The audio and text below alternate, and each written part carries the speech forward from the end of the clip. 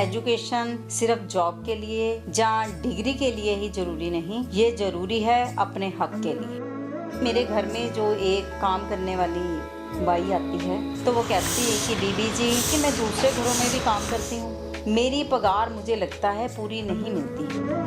अगर मैं 1-2 छुट्टियाँ कर लेती हूँ तो बीबी जी मेरी काफ़ी ज़्यादा पगार जो है मुझे कम देते हैं। तो मैंने बोला आप हिसाब नहीं लगाते कि कितने दिन आपने छुट्टी की? तो वो कहती कि मुझे बीबी जी गिनना नहीं आता, मुझे हिसाब नहीं आता। इनकी मेहनत की कमाई किसी और के जेब में जा रही है, हमारा फ़र्ज़ बनता है सोसाइटी के लिए हम कुछ करें। तो मेरे मन में विचार आया कि मुझे कुछ ऐसा करना है कि जो लोग आर्थिक रूप से कमज़ोर हैं उनको मैं एजुकेशन दूँ। तो मैंने जीत कॉन्वेंट स्कूल स्टार्ट किया उन गरीब लोगों के लिए जो झुग्गी झोंपड़ियों में काम कर रहते हैं।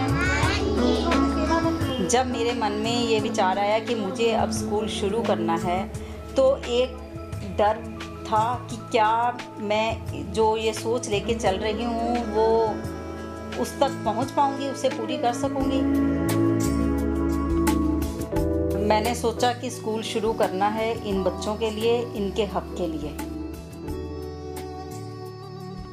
अम्बेडकर नगर डुगरी रोड लुधियाना में एक गुरुद्वारे में हमें जगह मिली जहाँ पर हमने ये स्कूल शुरू किया।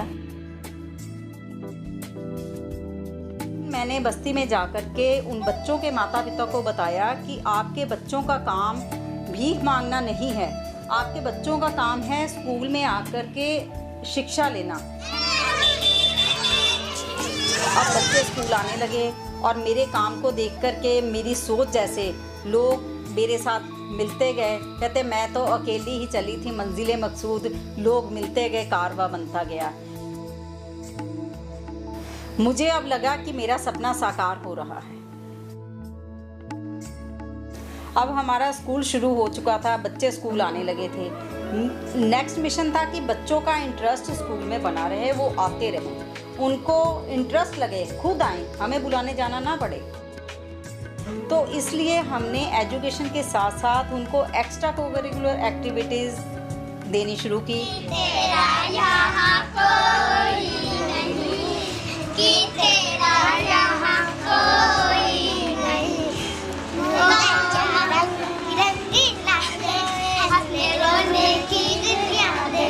अब हम तो गए परदेसी, कि तेरा यहाँ कोई नहीं, कि तेरा यहाँ कोई नहीं। शिक्षा सबका अधिकार है, फिर गरीब लोग ही इससे वंचित क्यों रहें? बाबा साहेब डॉक्टर अम्बेडकर ने सबको बराबरता का हक दिया है, उनकी बदौलत हम पढ़े, वरना क्या आपकी स्थिति आपको मालूम ही है। स्थिति क्या थी, लोगों के पीछे वो झाड़ू बांध दिए जाते थे, पट्टे बांधे होते थे। ऐसी स्थिति में से हम कहीं उठाया है। ईश्वर हमको ऐसा वर दो, ईश्वर हमको ऐसा वर दो, हमें ऐसी शक्ति भर दो, हमें ऐसी शक्ति भर दो, हमें सदा हो उनकी सेवा। कई बार कई बच्चे सिर्फ यही देखकर स्कूल ज्वाइन कर लेते हैं कि यहाँ रिफ्रेशमेंट मिलती है। ज्योति ने भी ऐसा ही किया। ज्योति कूड़ा बीनने का काम करती थी, उस काम से वह खुश भी थी। वह कूड़ा उठाती और पैसे कमाती। उसके घर में सभी बचपन से यही काम करते थे। ज्योति खुश थी अपने काम से। उसके पास अपनी कमाई के पैसे जो थे, जिसे वो खुद खर्च कर सकती थी, ऐसा वो करती भी थी। कई बार वो अपनी खुशी की कीमत कुछ ज्यादा ही चुका देती। शुरू में उसका भी फोकस स्कूल में मिलने वाली रिफ्रेशमेंट ही था। धीरे धीरे उसे पता चलने लगा कि उसकी मेहनत की कमाई की वैल्यू बढ़ सकती है।